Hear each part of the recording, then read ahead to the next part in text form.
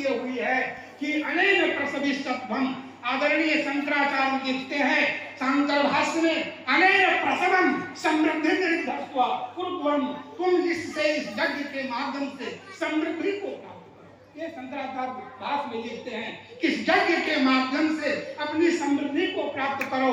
और क्योंकि ये सर्वोत्कृष्ट कामधेनु, यह तुम्हारे लिए कामधेनु के समान काम करेगा यज्ञ। जैसे कामधेनु के सामने जाने पर जितना मन हो उतना दूध ले लीजिए, स्वेच्छानुसार मिल जाता है, उसी तरह से यज्ञ भगवान के साथ सेवा करने से जो चाहिएगा मिलेगा। बोलिए यज्ञ भगवान की जय। तो इसीलिए हमारी स्तुति कहती है यज्ञो वै विष्णु, यज्ञ जो है वो विष्णु है, यज्ञ तो भगवान विष्णु का स्वरूप है। इसलिए भगवान कहते हैं अनेक प्रसवी सत्वम एष उत्कृष्ट कामधुक, इस यज्ञ के साथ तुम संपर्क करो, ये तुम्हारे कल्याण के लिए होगा। माताओं, यज्ञ अर्थात कर्मणो नत्र लोकेयम दृश्यते, यज्ञ से बढ़कर दुनिया में कोई कर्म नहीं है। तदर्थम कर्म कौन्तेय मुक्त संगा समाचार, इसलिए हे कौन्तेय, हे कुंती के बेटा अर्जुन, सब काम छोड़ करके यज्ञ करो, क्योंकि यज्ञ से बढ़कर के दुनिया में कोई और कर्म नहीं है। क्योंकि यज्ञ से ही सब कुछ की, यज्ञ से ही सब कुछ की उत्पत्ति होती है, यज्ञ से ही सब वस्तु की प्राप्ति होती है, इसलिए यज्ञ करना चाहिए। माताओं, यज्ञ 3 प्रकार का होता है। एक सात्विक यज्ञ होता है, एक राजस यज्ञ होता है, एक तामस यज्ञ होता है। सात्विक यज्ञ वह होता है कि बिना अफलाकांक्ष निर्मित्य, बिना फल की आकांक्षा किए बिना, एक यदि हम कुछ काम करते हैं तो हे सत्यनारायण भगवान 5 बीघा खेत हमरा भा जाए तो हम एक का पूजा करें, ये लोग करते हैं ना। अब कहाँ तो 5 बीघा खेत है और कहाँ सत्यनारायण भगवान की पूजा है। उसमें भी सबसे घटिया अगरबत्ती और सबसे घटिया कपड़ा जो होगा वो भगवान के लिए है। लेना तो 5 बीघा है, देना 5 रुपया है, तो ये बताइए कैसे चलेगा। इसलिए भगवान कहते हैं कि भगवान ये कहते हैं कि यदि तुम्हारे पास वित्त है और क्षमता है तो उसमें कार्पण्य मत करो, भगवान को दीजिए और भगवान से लीजिए।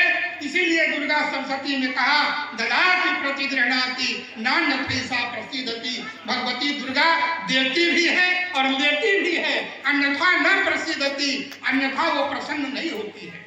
इसलिए भगवान को हम क्या देंगे जिसके उदर में सारा ब्रह्मांड है, कोटि कोटि ब्रह्मांड का नायक जो भगवान है, उस भगवान को हम लोग क्या देंगे। ये तो हमारी कल्पना है कि प्रभु आप ग्रहण करो, ये भावना है, उनको हम क्या दे सकते हैं। लेकिन भावना तो होनी चाहिए।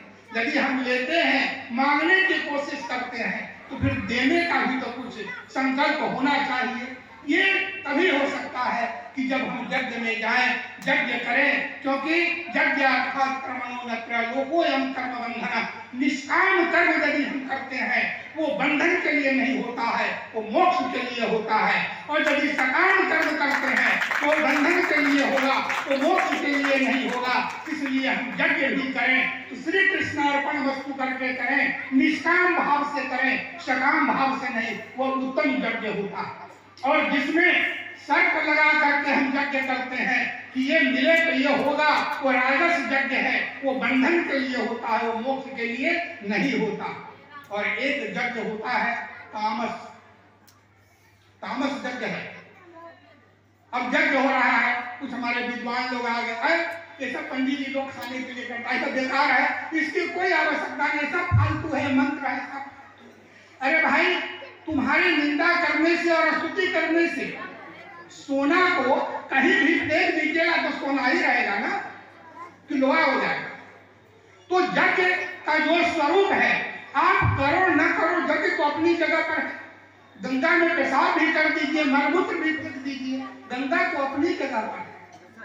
उससे लाभ और हानि को आप जानिए। बाबा देवघर के जो महादेव है वो किसी को नहीं कहते हैं कि तुम दंड करते हुए मेरे पास आओ, तुम कांवर लेकर के आओ, तुम जल लेकर के आओ। बोलिए किसी को कभी कहा है महादेव ने? आप अपनी इच्छा के अनुसार जाते हैं वहां। तो यज्ञ भगवान यह नहीं कहते तुम मेरे लिए ये करो, ये करो, ये करो। हाँ, यदि करोगे तो कुछ फल तो मिलेगा। इसलिए यज्ञ को करना ही चाहिए। यज्ञ के बिना मानव शरीर शुद्ध नहीं होता है। माताओं एक बात और बता दूं, पति नो जगह संजोगे, पति और पत्नी की जोड़ी ही इसलिए मिलती है यज्ञ करने के लिए। ये सौभाग्य है आप लोगों का कि पति और पत्नी एक साथ बैठ करके और यज्ञ करें, क्योंकि पत्नी के बिना कोई भी यज्ञ जो है वो शुद्ध नहीं होता है। इसलिए यज्ञ की निष्पत्ति में पत्नी का भी बहुत बड़ा योगदान है। आचार्य पाणिनि ने एक सूत्र ही लिखा है, पति यज्ञ संयोगे। वो पाणिनि का सूत्र है कि पत्नी वही है जिसका संयोग यज्ञ में होता है। इसलिए माताओं यज्ञ को करना ही चाहिए। वह एक यज्ञ जो है बता रहे हैं तामस यज्ञ, अभी चर्चा चल रही थी। जिस यज्ञ में मंत्र का प्रयोग न हो, जिस यज्ञ में विधि का प्रयोग न हो, जिस यज्ञ में शास्त्रीय नियम का प्रयोग न हो, वह यज्ञ तामस यज्ञ होता है। इसलिए हमारे आचार्य जी ने कहा था, जे शास्त्र विधि मुत्सृज्य वर्तते कामकारतः नवसा सिद्धिं नवाप्नोति न सुखं न परां गतिं। हे अर्जुन, इस संसार में आकर जो व्यक्ति शास्त्र विधि का उल्लंघन करके कर्म करता है, वह इस लोक में भी शांति को प्राप्त नहीं करता और परलोक में भी प्राप्ति नहीं करता है। तो क्या होता है? तस्मात् शास्त्रं प्रमाणन्ते कार्य व्यवस्थितौ ज्ञात्वा शास्त्र विधानोक्तं कर्म कर्तुं निहारसि। अर्जुन, कर्तव्य में मैं प्रमाण नहीं। भगवान कहते हैं अर्जुन से कि क्या करना चाहिए और क्या नहीं करना चाहिए, इसमें मैं भी प्रमाण नहीं हूँ। प्रमाण तो शास्त्र है। इसलिए शास्त्र जो कहता है, शास्त्र की विधि का पालन करो, उसका अनुष्ठान करो, उससे तुमको पुण्य होगा, क्योंकि शास्त्रीय वचन सबसे बहुत बड़ा वचन है। उदाहरण के रूप में आप लोग सभी बैठे हैं, राष्ट्रपति द्रौपदी मुर्मू से मिलना उतना प्रासंगिक नहीं। यदि आप संविधान का पालन करते हैं, संविधान का आदर करते हैं, संविधान को सिर झुकाकर नमस्कार करते हैं, तो राष्ट्रपति का पालन और राष्ट्रपति का दर्शन अपने आप होगा, क्योंकि संविधान का संरक्षक है, ईश्वर का निश्वास है शास्त्र। यदि शास्त्र विधि का पालन आप करते हैं, शास्त्र विधि का अनुष्ठान करते हैं, ईश्वर का दर्शन आपको अपने आप होता है, ईश्वर के आदेश का अनुपालन अपने आप हो जाता है। इसलिए संविधान का यदि हम उल्लंघन करेंगे तो ईश्वर की आज्ञा का उल्लंघन होगा, राष्ट्रपति की आज्ञा का उल्लंघन होगा। इसलिए संविधान का आदर करना राष्ट्रपति का आदर करना है, शास्त्र का आदर करना, शास्त्रीय मार्ग पर चलना, ये भगवान के आदेश का पालन करना है। क्योंकि कर्तव्य में शास्त्र ही प्रमाण है। जो व्यक्ति शास्त्र विधि का उल्लंघन करके संसार में कर्म करते हैं, उनको इस लोक में भी शांति नहीं मिलती है, परलोक में भी शांति नहीं मिलती है। ये निश्चित बात है, इसको जान लीजिएगा। माता पिता का अनादर करके, स्त्री को पीट करके किसी को शांति नहीं मिल सकती है। जब नारदक को पूज्यन्ते कर्मण्ये तत्तदेवता, हमारा शास्त्र कहता है कि जिस घर में स्त्रियों की पूजा होती है, स्त्रियों का आदर होता है, स्त्रियों का सम्मान होता है, वहाँ देवता लोग रमण करते हैं। अतिथि देवो भव, मातृदेवो भव, पितृदेवो भव, आचार्य देवो भव। जिस घर में माता का आदर होता है, पिता का आदर होता है, आचार्य का आदर होता है, गुरुओं का आदर होता है, उस घर में लक्ष्मी स्वतः निवास करती है, उस घर में राम भगवान स्वयं निवास करते हैं।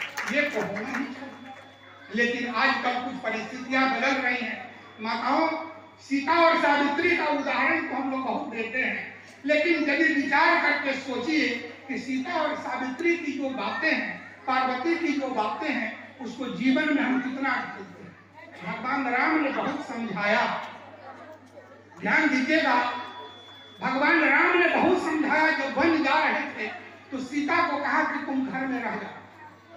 क्यों? सीता असुरजन पश्या राजदारा थी, असुरजन पश्या राजदारा थी। सूर्य को उसने नहीं देखा था तो महल में रहती थी, तो सूर्य को क्या देखे, ऐसी सीता थी। जब दशरथ के महल से सीता चलती है, भगवान राम जीवन में रोए नहीं थे, उनके आंख से कभी आंसू नहीं बही थी। लेकिन जब वो दिल्ली से सीता को लेकर वन के लिए आगे बढ़ते हैं, 2-4 कदम ही हुए थे तो सीता पूछती है कि अब पर्ण कुटी कहाँ बना? 4 कदम के बाद ही सीता पूछती है कि अब पुरुषे लिखसी रघुवीर बधु धरि धीर दिए मगमे जगत हुए। अब पूछत है रखबाओ कतवे, अब कुटी कहाँ बनाएंगे आप? राम से भगवान राम ने कहा कि अरे अभी तो सब कुछ बाकी ही है, अभी तो 4 कदम ही निकली है, तो कहती है कुटी कहाँ बनाओगे? झलकी भरी आंख कनी नन की, प्रथमावतार भगवान राम के आंख से आंसू बह चली कि अभी 4 कदम पर ही वो सीता कर रही है कि कुटी कहाँ बनाएंगे, तो कहाँ दंडकारण्य और कितने कष्ट बाकी। बहुत समझाया। आज की स्त्रियां 95% तो नहीं लेकिन 5% जरूर कहेंगे कि तुमको जाना है तो जाओ जंगल में वन में, हमको तुम्हारे साथ नहीं जाना। आज का जो माहौल है, आज की जो स्थिति है, भगवान बहुत समझाते हैं। ये भारत की संस्कृति है, मैं कहूं ये भारत की ललनाओं की संस्कृति है, ये भारत की यशोदा और सीता और पार्वती की संस्कृति है। जरा ध्यान दीजिएगा, बहुत समझाते हैं भगवान राम। तो सीता कहती है कि नहीं मैं आपके साथ चलूंगी, मैं जाऊंगी। कहा कि ऐसी स्थिति में कैसे जाओगी? तो सीता कहती है मोहिमग चलत न होई ही हारी, छीनी छीनी चरण सरोज निहारी, सब भांति प्रिय सेवा करियो, मार्ग जनित सकल क्रम हरियो। हे पतिदेव मोहिमग चलत न होई ही हारी, जब मैं आपके साथ रास्ते में चलूंगी तो मैं हारूंगी नहीं, मैं हारूंगी नहीं। कहा क्यों नहीं हारोगी? तो कहा इसलिए नहीं हारूंगी कि छीनी छीनी चरण सरोज निहारी, मेरी दृष्टि तो हर क्षण आपके चरणों में रहेगी, आपके चरणों से मेरी दृष्टि इधर उधर नहीं जाएगी। तो जिसकी दृष्टि भगवान के चरणों में हो, भला उसको दुनिया का कोई क्लेश और दुख क्या कर सकता है? छीनी छीनी चरण सरोज निहारी, सब भांति प्रिय सेवा करी हो। और हे पतिदेव सब तरह से मैं आपकी सेवा करूंगी। मार्ग जनित सकल श्रम हरि हो, रास्ते में जो भी पीड़ा आपकी होगी मैं सब पीड़ा को हर लूंगी, इसलिए मैं आपके साथ चलूंगी। ये सीता का ही चरित्र है। और पार्वती जब तपस्या कर रही थी तो महादेव स्वयं पहुंच करके विघ्न डाला, कहा कि तपस्या मत करो। लेकिन पार्वती ने कहा कि बिना तपस्या के बिना तथा विधम प्रेम पतिष्ठता दृशा, शिव जैसे पति को प्राप्त कर लेना और शिव जैसे व्यक्ति को के प्रेम को प्राप्त कर लेना ये कैसे संभव हो सकता है? ये भारत की ललनाओं का इतिहास है माताओं। इसलिए जो हमारी परंपरा है, पति की सेवा से बढ़ करके दुनिया में कोई चीज नहीं है। लिखा है शास्त्रों में कि पति की जो सेवा करती है स्त्रियां, जो पति के सेवा में रहती हैं, उनको किसी तीर्थ की आवश्यकता नहीं, गंगा जमुना की आवश्यकता नहीं है। तो हनुमान जी जब गए हैं लंका में, ध्यान दीजिए, हनुमान जी जब लंका में गए हैं तो सीता को देख करके कहते हैं कि भर्ता नाम परम नारदा भूषणम भूषणादपि, भर्ता स्वामी जो है भूषण का भी भूषण है, उससे बढ़कर के स्त्री के लिए कोई भूषण नहीं है। ऐसा विरहिता तेना भूषणहार न शोभते, ये पति के बिना सब भूषण से भूषित होने के बाद भी पति के बिना स्त्री की शोभा नहीं होती है। हमारी भगवती सीता ऐसे ही दिखाई देती है। इसलिए ये भारत की भूमि है, यहाँ पर निष्ठा से काम कीजिए, निष्ठा से भगवान की आराधना कीजिए, गुरु के चरणों में प्रणति पूरा सर जा करके चरणों में अपना प्रणाम निवेदन कीजिए और किसी चीज में प्रमाद मत कीजिए, अहंकार मत कीजिए, क्योंकि यहाँ कोई किसी से कम नहीं है, सब आत्मा राम, सब परमात्मा के पुजारी है। इसलिए जो तामस यज्ञ है उससे आप लोग दूर हों, जो शास्त्र कहता है उसका अनुपालन करें और क्या कहते हैं राजस यज्ञ जो है वह उससे भी दूर हो, क्योंकि मनुष्य तन इसलिए मिला है, मनुष्य तन इसलिए नहीं मिला है धन कमाने के लिए, पैसा कमाने के लिए। देखिए संसार में जब हम हैं तो रोटी भी चाहिए, वस्त्र भी चाहिए, जीने के लिए सब कुछ चाहिए, लेकिन वही सब कुछ है ये नहीं, क्योंकि इस शरीर से ही मोक्ष की प्राप्ति होती है। इससे नीचे कभी ना जाए, इसको भी सोचना है कि जो मिल गया है, जो संपत्ति प्राप्त हो गई है, उसकी सुरक्षा कैसे होगी, क्योंकि आपको धर्म भी चाहिए, धर्म भी चाहिए, अर्थ भी चाहिए, काम भी चाहिए और मोक्ष भी चाहिए। पहले धर्म, धर्म धारणा धर्म मिथ्या। धर्म किसको कहते हैं? जिसको धारण किया जाए। धारण किसको किया जाए? किसको धारण करें? इसके लिए वेद बतलाता है, शास्त्र कहता है, शास्त्र का जो निरूपण है, शास्त्र विधि जो उसका अनुष्ठान कीजिए। भगवान की चरणों में आप अपने को लगाइए, क्योंकि धर्म के बारे में भगवान कहते हैं रामा विग्रहवान धर्मा कृष्णा धर्मा सनातनम। वाल्मीकि रामायण के अरण्य कांड में वाल्मीकि कहता है रामा विग्रहवान धर्मा, राम का विग्रह ही धर्म है। भागवत में कृष्णा धर्मा सनातनम, कृष्ण का स्वरूप ही धर्म है। इसलिए भगवान के प्रति समर्पण हो जाए, इससे बड़ा धर्म नहीं है। जो जब करोसि जगस्नासी जब होसि जगासी जब तपस्यसि कौन्तेय तत्पुरुष बदर्मणम। तब भगवान को अर्पित कर दीजिए, अच्छा या बुरा, इससे बड़ा कोई धर्म नहीं है। और जब धर्म हो जाएगा, क्योंकि राजा भी धर्मे निर्धारते लोका, यदि राजा अधर्मी होगा प्रजा में दुख शांति और दरिद्रता होगी। राजा यदि धर्मात्मा होगा उसकी प्रजा में सब जगह सुख और शांति होगी। इसलिए अर्थशास्त्र का प्रसिद्ध विद्वान कौटिल्य ने लिखा धर्मे निर्धारते लोका। राजा धर्म के बल पर प्रजा का पालन करता है, प्रजा का पोषण करता है। धर्मो विश्व जगत का प्रतिष्ठा, धर्म जो है विश्व की जगत की प्रतिष्ठा है। धर्म धर्मे नहीं ना पशु समाना। जो मनुष्य धर्म का आदर नहीं करता है वो पशु के समान है। इसलिए धर्म भी आपको चाहिए और धर्म के बाद अर्थ भी चाहिए। अर्थ माने, अर्थ माने पैसा भी चाहिए। सिमरिया जाना होगा तो टेम्पू तो भाड़ा करना होगा ना, तो अर्थ भी चाहिए। लेकिन अर्थ तो चाहिए, बिल्कुल चाहिए। अर्थ भी कैसा हो जो आपके पुरुषार्थ से अर्जित हो। कुमार से प्राप्त जो धन है वो कुल को समाप्त कर देता है, वो कुल को नष्ट कर देता है। धर्मे नष्टे कुलम कृष्णम, और धर्मों की भगवत्ता। भगवान कहते हैं कि हे अर्जुन, धर्म के नष्ट हो जाने पर, जिस परिवार में धर्म का नाश हो जाता है, जिस परिवार के लोग धर्माचरण नहीं करते हैं, तो कुलम कृष्णम, संपूर्ण कुल नष्ट हो जाता है। इसलिए सावधान रहिएगा। धर्माचरण, धर्म पहला सोपान है। धर्म से अलग मत होना है। धर्म से उपार्जित, न्याय से उपार्जित जो धन है, न्याय से उपार्जित जो अर्थ है, वही अर्थ क्षेमाय कल्पते, वही कल्याण के लिए होता है। कुमार से जिस घर में धन आएगा वो उस घर का कल्याण होने वाला नहीं है। उस कुल का नाश होना एकदम असंभावी है। इसलिए अर्थ भी चाहिए शास्त्रानुमोदित और काम भी चाहिए शास्त्रानुमोदित। धर्मा विरुद्ध कामोस्मि भरतर्षभ। भगवान ने अर्जुन को कहा कि धर्म से अविरुद्ध जो काम है वह मेरा स्वरूप है। इसलिए संपत्ति के लिए काम का भी सेवन करें, वो भी भगवान का स्वरूप है। अब मोक्ष को जानते ही है, सब चौथा पुरुषार्थ है, सबसे बड़ा पुरुषार्थ है। उसके लिए ही सब लोग रात दिन प्रयत्नशील है। इसलिए मोक्ष के लिए भगवान का चिंतन करें और इस शरीर से छुटकारा मिल जाए, फिर संसार में नहीं आना पड़े। ये उपाय हमेशा सोचना चाहिए कि हम भगवान में मिल जाएं, फिर संसार में नहीं आना चाहिए। क्योंकि संसार में तो दुख ही दुख है, जिधर भी जाइए वही दुख है।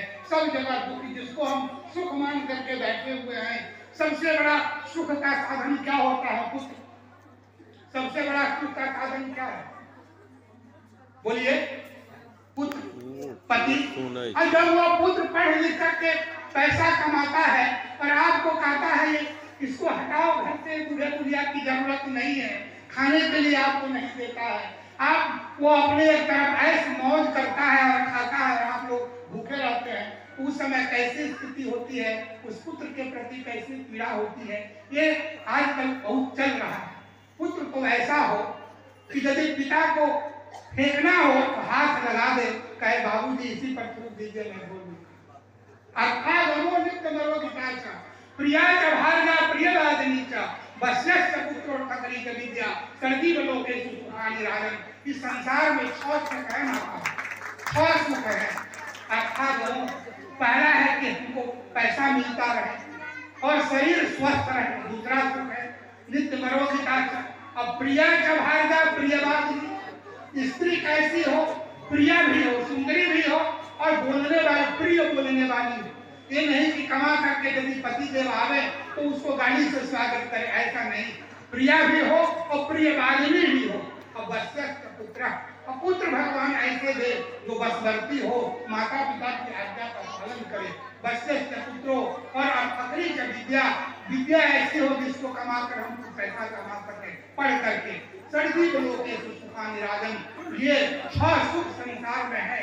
ये 6 सुख किसी किसी व्यक्ति को प्राप्त होता है और किसी को नहीं भी होता है। लेकिन सुख जो है, जो वास्तव में सुख है, वह सुख आत्माराम में है। आत्म सुख से बढ़कर के दूसरा कोई सुख नहीं है। इसीलिए तुलसीदास जी ने लिखा, स्वांतः सुखाय तुलसी रघुनाथ गाथा। भगवान का स्मरण और चिंतन और पूजन हम आत्म सुख के लिए करते हैं, अपनी आत्मा के लिए करते हैं। दूसरे को अच्छा लगे या बुरा लगे उससे मतलब नहीं है। इसलिए स्वांतः सुख से बड़ा कोई दुनिया में सुख नहीं है। उस सुख को प्राप्त करना यदि चाहते हैं, गुरुओं के चरण में जाइए, शास्त्रज्ञों के चरण में जाइए, विद्वानों के चरण में जाइए, पति की सेवा कीजिए, भगवान सब सुख देंगे। क्योंकि सुख कहीं बाहर नहीं है, सुख तो आपके साथ में है। आवश्यकता है उसको विकसित करने के लिए, और तभी हो सकता है जबकि हमारा आचरण सही हो, हमारा कार्य सही हो, तो ईश्वर के प्रति हमारी सच्ची श्रद्धा हो। इसीलिए हमेशा यज्ञ किया जाता है, उपासना की जाती है, चिंतन किया जाता है, गंगा स्नान करते हैं, बद्री केदार सब तीर्थों का अवलोकन करते हैं। लेकिन सब जगह घूमने के बाद भी स्वात्मा राम, जो आत्मा राम है, उसका जब तक चिंतन मनन और निधिध्यासन नहीं कीजिएगा, जब तक उसके बारे में नहीं सोचिएगा, तो आत्म सुख की प्राप्ति नहीं होगी। एक और सुनाते हैं, एक आप लोग नचिकेता का नाम सुना होगा माताओं और बहनों। एक नचिकेता है, ये कठोपनिषद में इसकी चर्चा आती है। वह उसके पिता ने यज्ञ किया। देखिए गलती